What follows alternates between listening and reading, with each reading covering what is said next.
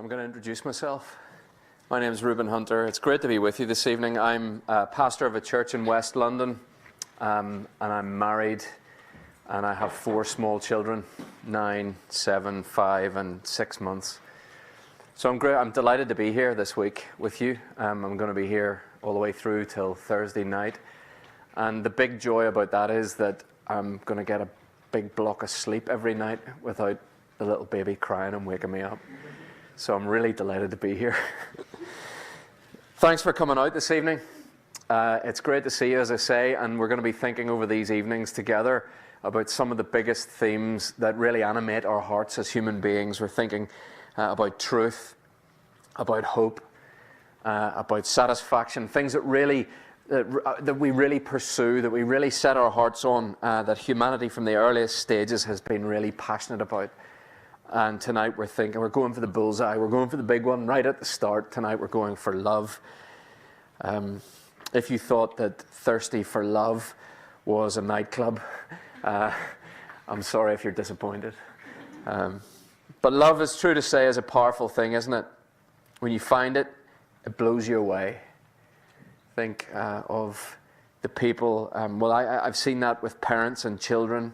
I know what it felt like myself when my children were born and when I've sort of seen them grow up and things like that. But at my stage of life, all the people that I know, it seems, on their social media, they love to put up photos of them and their children and their Instagram hashtag love being a dad, something like that, and the photos of them holding their children. And I know what that feels like, squeezing them so tight because you love them so much. And of course, and we see it, of course, in romance as well, don't we? When I fell for my wife, I'm not ashamed to tell you this, when I fell for my wife, I think I lost my mind. I look back at some of the things that I did because I'd fallen for her. I was head over heels. I couldn't concentrate on anything. I acted like a complete idiot. Some very strange behavior. I became this poet overnight. She got one of those poems out the other day, and it was really pretty awful. But there's a reason that romance is $1 million film genre, isn't it? There's something deep within all of our hearts. There's something deep within the human heart that loves the happy ending, that loves it when the story comes together and those two characters walk off into the sunset. They conquer adversity and they go hand in hand, and our hearts are lifted, and we love that. Because when you find love, it blows you away. It's amazing. But of course, because of that power, when you lose love, it's also true that it can break you. It can break you in two. Adele, I noticed, has released a new album a few months ago. What was the first one? What age was she when she did the first? Was it 19? 19, then 21, and now 25. Is that right? 25 is the most recent one. Hello. I'm all over it with contemporary music, as you'll understand. So she's got this new album. I like it, actually. I'm a big fan. But do you know that her most famous song is the most downloaded single digitally in the UK? It is the most popular single in the last 60 years. Someone Like You. You know the song. Let's sing it, shall we? No, I'm only joking. Now, why has it been so popular? Why has it gripped? Why do people love it so much? She's a good singer, no doubt, but it hasn't happened that way for all her songs. She hasn't had that level of success with all of her songs. No, the song is a big hit because there's something about lost love that resonates with all of us. There's something about the hurt of a broken heart that anyone who has known it will never forget. Sometimes it lasts in love, sometimes it hurts instead. James Bay has had a big hit with the song Scars. I was a bit late to the James Bay party, but I think he's great. I love some of his songs. I particularly like the song Scars. But that's a song, I heard him introducing it on a YouTube clip, and he's talking about his girlfriend who moved away to the other side of the world, and they were separated, and the pain of being apart was almost too much for both him and her. It left them scarred. Hence the name. We live through scars this time, but I've made up my mind. We can't leave us behind anymore. Look, I know there's something weird about reading out song lyrics, and I know it sounds weird in a Northern Irish accent as well. There's something it doesn't. It definitely loses something, doesn't it? We can't leave us behind anymore.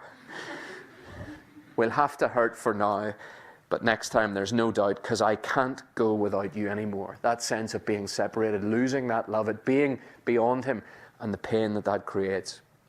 The Northern Irish singer Foy Vance has a song that puts it just very succinctly. He said, "I had to stop falling in love because all that I got was never enough. And I found baby when push comes to shove." It's even worse when you say baby in it when you're reading them out.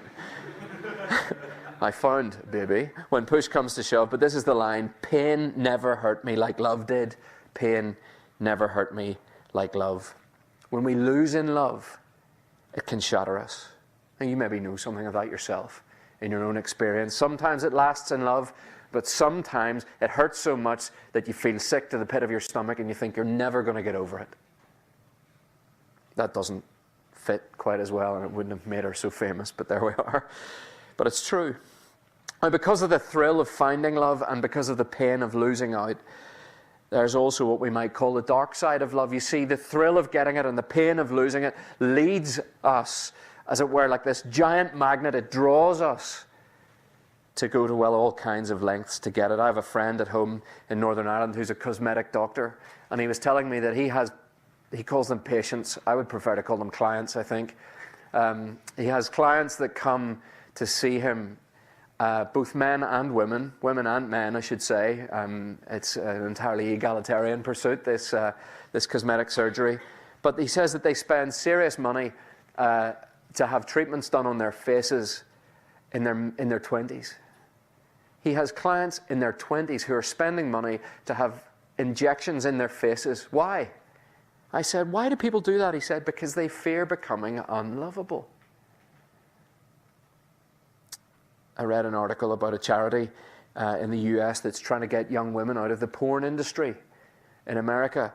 And when the woman who heads this charity up was asked why these girls get involved in it in the first place, what is it, what on earth is it that these, normal, ordinary, perfectly nice girls end up in this industry? What is it? And she said very simply, many of them are just longing for love.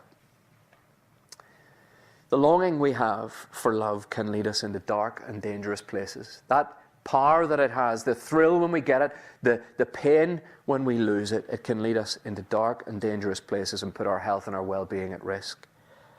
That is the power that we're dealing with when we talk about love. One writer put it well when he said this: if you have love, you don't need to have anything else. And if you don't have it, it doesn't matter what else you have. And the great mystery of all of this is why. Why is it like that? See, when we feel the strength of those feelings, the depth of reality when you connect with someone, the depth of pain when it all breaks, I find it hard to accept that we are just random accidents, that humanity is just a random accident, the product of time plus matter plus chance. Surely those feelings are more than just chemical comedy. I keep saying that to my atheist friend who lives in the next street from me. His hero is the atheist Christopher Hitchens. He talks about him a lot. We have great conversations all the time, but one of the things I say is that I can't square the meaning and the significance that I feel in my marriage, or that I see that he has in his marriage, with his view of how we got here: time, matter, and chance. Now, the Christian claim is that power is there. That power that love is there because love originates in the divine. Love originates in God, and we were created by God for love. Love is real because God himself is love. And that love overflows from his heart to meet us where we are. That love finds us, and it takes us and changes us for the better. That is the claim of the Christian faith. And we think about it, isn't that what we want? Isn't that what we want, all of us, in our hearts? To be accepted despite our faults, not needing to put on a mask, to enjoy the security of deep, unconditional love, and to be changed into a better person, to be changed into a more whole, really a more human version of ourselves. That's what I want. And that's what is offered to us through the events that we're looking at this evening. Now that might surprise you. It might seem strange, those verses that were read to us from this passage in John's Gospel. And I'm going to refer to some of that as we go through this evening. But I want to bring you, as it were, through 5 phrases in that story to see what I mean. It seems weird that it is the account of an execution that demonstrates to us what love really is. But I hope we'll see that as we go through. You see, if you read through John's Gospel, and please take one of these away with you. If you haven't ever done that, take this away. This is a historical account of the life of Jesus Christ. Take it away and read it through. And what you'll see there is, all the way through, Jesus has said that he is God's Son and King who has come to earth to bring people into a relationship of love. And he's backed it up with his words and his actions in numerous ways. But by the time we get here to chapter 19, the religious elite of the day have been hounding him. They don't like this. They don't like the claims that he's been making. And here he is now before Pilate, the Roman governor. And they're trying to get him killed. As we saw, they're successful. But the first phrase comes from Pilate. It's there in verse 4, and it's repeated in verse 6. It says this, "I find no basis for a charge against him." That's the first phrase we need to grasp. You see, the leaders wanted Jesus killed. The crowd scream for his death. Verse 6, "Crucify, crucify." But Pilate has concluded that Jesus is no threat to him. He's no threat to Rome. He's no threat to Caesar. And he's innocent of all the charges against him. And that's what you'll find if you take time to read through this gospel. As you hear the words and watch the way that Jesus goes about his business, his character is exemplary. In fact, one author has said this, "No one has yet discovered the word Jesus ought to have said. No action of his has shocked our moral sense. None has fallen short of the ideal. He is full of surprises, but they are the surprises of perfection. He is tender without being weak, strong without being coarse, lowly without being servile. He has conviction without intolerance, enthusiasm without fanaticism, passion without prejudice. This man alone never made a false step, never struck a jarring note. His was life at its highest." If you read it through, you'll see that for yourself. But his innocence didn't prevent Pilate from having him scourged. Verse 1, flogged. His flesh would have been shredded by this, and it didn't stop there. The soldiers had their sport with him. They forced this crown of thorns, wooden spikes on his head. They punched him, they kicked him, they mocked him in fake worship. But the point is that he's innocent. All of this is unjust. And so the punishment, as Pilate has said, "I find no basis for charge against him," this punishment cannot be for anything that he has done. So the question we're asking is, well, why did it happen? Is this the grossest miscarriage of justice of all time? Well, the next phrase, if you look down over the page at verse 11, Jesus says, "You would have no power over me if it were not given to you from above." You'd have no power over me if it were not given to you from above. Jesus has not opened his mouth up to this point, and Pilate is frustrated. So he pulls rank and he says, "Listen, I have the authority to have you imprisoned or killed or whatever it might be. I can even have you set free." And Jesus reminds him who is really in control. Pilate is saying, "Look, I'm the guy who's in charge here. I can pull the right strings." And Jesus says, "Hang on a second. Let me just tell you." And so what we see is that Jesus isn't just innocent, but that this whole ordeal is part of a divine plan. There's a recurring phrase through this whole section about Scripture being fulfilled. If you look down at the verse 24, the last verse that was read for us, this happened that Scripture might be fulfilled. It's repeated again a number of times in the subsequent verses. What that is saying is that these events are bringing together all that the Old Testament, on which the New Testament rests, all of the Old Testament, bringing that all together in terms of what God has promised. Years before these events, God had said that they would come to pass, and now they are. Jesus appears weak as he is played off against the hostile crowd, as he is condemned by a self-interested coward. That's what Pilate is. He's self-interested and he's a coward. And he's mocked and then brutally murdered by soldiers. He looks weak, but he's not. In and through it all, he's actually the ruler who's in control. There is a divine plan, and it's unfolding perfectly. Jesus is fulfilling it with every step. Now we say, hang on a second, surely that's not the case. Beaten, brutalized, mocked and murdered. That's what we saw as it was read through. and murdered by crucifixion no less, the lowest and the most disgraceful way for someone to be killed. The religious of the day actually said that was a sure sign that someone had been cursed by God if they were crucified. In fact, crucifixion was so offensive that C.S. Lewis wrote years later, he said that crucifixion wasn't talked about until the last one that had happened until all who had seen a real one had died. How is this part of God's plan? If this isn't the worst miscarriage of justice ever, why is he suffering as he is? Well, we get the answer then in the third quote, and that's from the leaders, and it's there in verse 15. Third quote, they say, "We have no king but Caesar." So Jesus has come claiming to be God's king.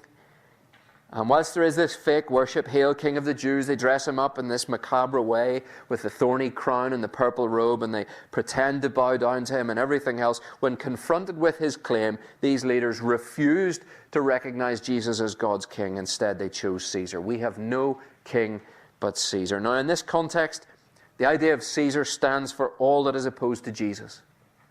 So, in effect, they really just blow it. It's true, when we turn our back on God, we do exactly the same thing. When we reject him, when we go after, when we reject God, push him out of our lives, it's not that we go after nothing. We always go after something. And we make that thing our master. We allow it to control us. We bow our knee to it, whether it is a philosophy, an ideology, a lifestyle choice, our own reason, whatever it is. And that thing is Caesar to us. Putting something in the place of God is the essence of sin, and when we do that, chaos ensues. When we put something else in the place of God in our lives crumble. And at a personal level, we might just see this in the desire to be popular. We need popularity, for example, so much that it has become so central to who we are that we'll sacrifice all kinds of things in order to be popular. See it happen all the time, doing things that our instincts tell us we shouldn't do because we need to be popular. Doing things that go against our conscience, perhaps, because we need to be popular. We can't say no to anything because we need to be popular. And so we end up getting worn out and frazzled. When I was in my early 20s, I had a circle of friends. They were pretty selfish people. As I look back, they weren't, well, I knew it at the time. They weren't great people for me to be spending time with, but they were the in crowd. And I wanted to be in the in crowd. And I did all kinds of things in order to be able to be thought well of by them, in order to hang out with them. I was controlled by them because I desperately wanted their approval. I wanted to be part of that set. It could be popularity, it could be something else. But when we devote ourselves to anything other than the God who made us for this relationship of love, it will take us over. There are personal consequences for our sin. But there are also wider consequences. Makes sense, doesn't it, that if God made us for himself, but we chose instead to reject him, to reject his son, to make a bit of a mess of the world that he made while we're at it, that there would be consequences for this. Does it ever cross your mind, let me ask you, does it ever cross your mind that the problems that we see on a global scale actually originate in people? Just lots of people doing these things. It all originates in people, pursuing our own agendas, looking out for ourselves, living a bit the way Chelsea talked about prior to becoming a Christian herself, just doing things our way. I wonder, does that describe you this evening?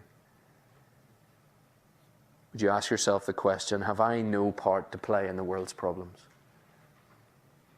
Now you're thinking, what on earth has this got to do with love? Well, the picture is starting to come together. So Jesus has come for sinners. The innocent Son of God for those who have rejected him. And the next phrase then takes us to the heart of things. And it's further down from our reading. If you just page 110, it's verse 28. And Jesus says this, "I am thirsty." He's hanging on a cross and he cries out, "I am thirsty." Now when he says this, I don't think he means physical thirst. Why do I say that? Of course, he was probably dehydrated. But all the way through this story, Jesus never once complains about the physical torture. He's beaten, he's scourged, the thorns, the whole thing. He never once says, "I'm sore," or "that hurts." So when he says, I am thirsty, what he's doing is saying, I am thirsty with a thirst that every person who has chosen Caesar as their king deserves to experience forever. What he's saying is, he is experiencing rejection from God. A rejection that he doesn't deserve. But as the nails are driven through his hands and feet, that he endures for us. I wonder, can you get your head around this? See, the story is that we have treated God in his world, the world that he made, we have treated him with terrible contempt. We've pushed him to the margins of everything. And he sends his son, not as we might expect, in judgment. Not to crush us for that rejection. But he sends him on a rescue mission. See, Jesus didn't come with a sword in his hand. He came with nails in his hands. He didn't come to bring judgment. He came to be judged. That is what's going on as we look at the cross. The innocent Son of God is fulfilling God's plan to suffer the judgment that we deserve so that we don't have to. He chose this. And he didn't retreat at any point. He walked towards the danger. When you think about it, is that not love on another level? Does that not take it to a completely different level? I don't know, a few years ago, if you read the very moving story of Victoria Soto. She was a first grade teacher at Sandy Hook Elementary School in Newtown, Connecticut. And one day, a chap called Adam Lanza turned up at the school with a gun and started indiscriminately shooting staff and students. And when Lanza arrived and started firing his gun, some staff ran for cover, but Victoria Soto hid children in cupboards and advanced towards the shooter, taking the bullets in her own body. She went into the danger, knowing that she was going to die, and she did so for the sake of others. That's exactly what happens at the cross. Now you might say, that sounds a bit primitive. That belongs in the Dark Ages. In fact, even it sounds unjust. How can God punish a third party for the sin of another? How is that just? Surely the person who commits the crime must pay. Well, this takes us back to an earlier point about Jesus being in control of these events. If Jesus is who he says he is, that is the creator of the world come in flesh, then what we really have on the cross is God himself in humanity paying the ultimate price with his own life. One of the great Christians of the 20th century put it like this: sin is we humans substituting ourselves for God, while the essence of salvation is God substituting himself for us. We put ourselves where only God deserves to be. God puts himself where we deserve to be. God is so holy and just that sin must be punished. But he is so loving that he came in his Son to take that punishment in your place. Now, we're talking this evening about thirsting for love. This is love like no other. After that whole event in Newtown, Connecticut, speaking about Victoria Soto, the mayor of Sandy Hook, John Harkins, as he was a man called John Harkins, said this, speaking of her, "You have a teacher who cared more about her students than herself. Her children will grow up knowing that their teacher loved them." How much more can we say that about what Jesus has done? Can you see why Christians call this good news? Well, there's one last phrase that pulls all of this together, and it's right down the bottom of page 110, verse 30, and it's just simply 3 words. It is finished. It is finished. Those, I want to tell you, are amongst the most thrilling words that we can ever hear. There are lots of good words that we like to hear. You've passed. Here are the keys. I'll get these. My round. But these are the best of all. At the top of his voice, Jesus cries out, "It is finished." Notice, it's not "I am finished." It is finished. The plan and the purpose of God coming to die for sinners has been accomplished. It's finished. It's complete. That's the sense here. It's amazing. At the moment when he can't move, when Jesus is pinned to the cross, when he can do nothing else, he's caked in blood, he cries out, "It's finished. I've accomplished it. I've accomplished what I've come to do." So there's a very real sense that at the moment when Jesus has the ability to do nothing is the moment when he announces that he's done everything. Sin and death are defeated. Think about that. It's an amazing thing to be able to recognize. Sin and death are defeated, and the infinite gap between God and us has been bridged. There is now forgiveness for you for every single thing, every filthy thing that you've ever done, the things that you're ashamed of that you would never even tell those closest to you. Forgiveness. There's reconciliation with the God who made you for himself, because Jesus has triumphed. And he's done that so that you can know the deep, soul-satisfying love that every other human experience of love is only a shadow. This is real love. This is profound love. This is life-changing love. And that's what Jesus offers you. Even tonight, even you can receive that even now. But the question for all of us is, will we do that? Will we respond? You see, we have to respond. The claims that Jesus makes about himself and the offer that he gives is one that demands a response, and all of us will do that. And the best way to respond is to give your life to him, to give your life to Christ, to turn from your sin and to receive this love that he's talked about here, that he has demonstrated here. As I said, love that all of our other loves are designed to lead us to. Love that we were created for.